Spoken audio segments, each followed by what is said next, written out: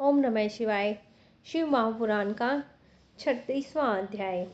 ब्रह्मा जी ने कहा, हे नारद, अगस्त्य जी के मुख से ऐसे वचन सुन के रामचंद्र जी अपने नेत्रों में आंसू भर के उनके चरणों में गिर पड़े और ठंडी श्वासें लेते हुए विलाप करने लगे। तदुपरांत उन्होंने हाथ जोड़कर मुनि से इस प्रकार कहा, हे मुने, इस समय मैं दुख सागर में डूब रहा हूँ। उपदेश, ज्ञान, बुद्धि का इस समय मेरे ऊपर कोई प्रभाव नहीं पड़ता। अस्तु, आप सर्वप्रथम मुझे यह बताइए कि जिसके द्वारा मैं सीता को प्राप्त कर सकूं। तदुपरांत आप मुझे जो भी शिक्षा देंगे मैं उसे स्वीकार करूंगा। हे नाथ, आप मुझे अपना सेवक जानकर क्रोध ना करें। हे नारद, रामचंद्र जी के ऐसे वचन सुनकर अगस्त्य मुनि ने शिव जी की माया को धन्य कहते हुए और भगवान सदाशिव की स्तुति करते हुए यह उत्तर दिया कि हे रामचंद्र जी, यदि तुम अपनी मनोकामना पूर्ण करना चाहते हो तो शिव जी की शरण में जाओ और उनकी प्रसन्नता के निमित्त कठिन तप करो।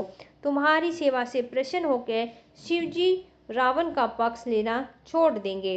अगस्त्य ऋषि के वचन सुनकर रामचंद्र जी ने अत्यंत प्रसन्न होकर कहा, हे प्रभु, आप संसार में समुद्र मंथन वाले और इल्वल के शत्रु के नाम से प्रसिद्ध है। आप कृपया करके मुझे शिव जी के मंत्र की दीक्षा दीजिए।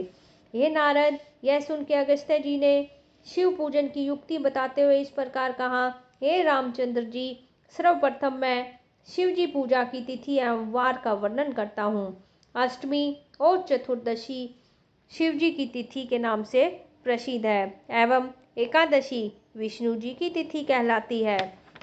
अस्तु, शुक्ल पक्ष में इनमें से किसी भी तिथि में शिव जी का पूजन आरंभ करें। शिव पूजन का संकल्प करके अपने शरीर को श्वेत वस्त्रों से विभूषित करें और भस्म लगावे।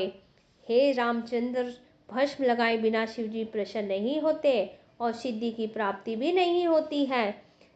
हे राम, जब भस्म और रुद्राक्ष धारण कर चुके तब व्रत रख के सर्वप्रथम इस प्रकार ध्यान करो, शिव जी गौर शरीर संपूर्ण अंगों में भस्म रमाए है, जिनके वामांग में गिरजा विराजमान है, जो 5 मुख, 3 नेत्र, 4 भुजा, लाल रंग की जटा, जूट एवं संपूर्ण आभूषणों को धारण किए हुए है, जो जनेऊ के बदले सर्फों को लपेटे हुए है और हाथ में डमरू और त्रिशूल को लिए हुए है और जो बाघांबर ओढ़े हुए हैं और निर्भत्या को धारण किए हुए है, जो करोड़ों सूर्य के समान परम प्रकाशवान है तथा करोड़ों चंद्रमाओं के समान शीतल है, उन्हें मेरा साष्टांग प्रणाम है। इस प्रकार ध्यान करके शिव जी का पूजन करें तथा शिव सहस्त्र नाम का पाठ करें।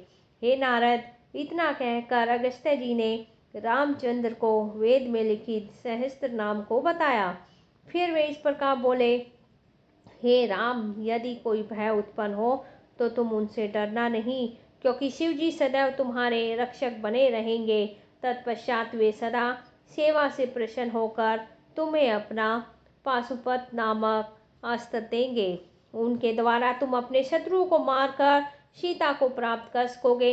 जो प्राणी शिव जी की शरण में आता है उसे सब प्रकार के आनंद प्राप्त होते हैं। इस प्रकार अगस्त्य जी ने उन सब लोगों को वृतांत संक्षेप में कह सुनाया जिन्होंने शिव जी की सेवा करके अपने अपने मनोरथ पूर्ण किए थे।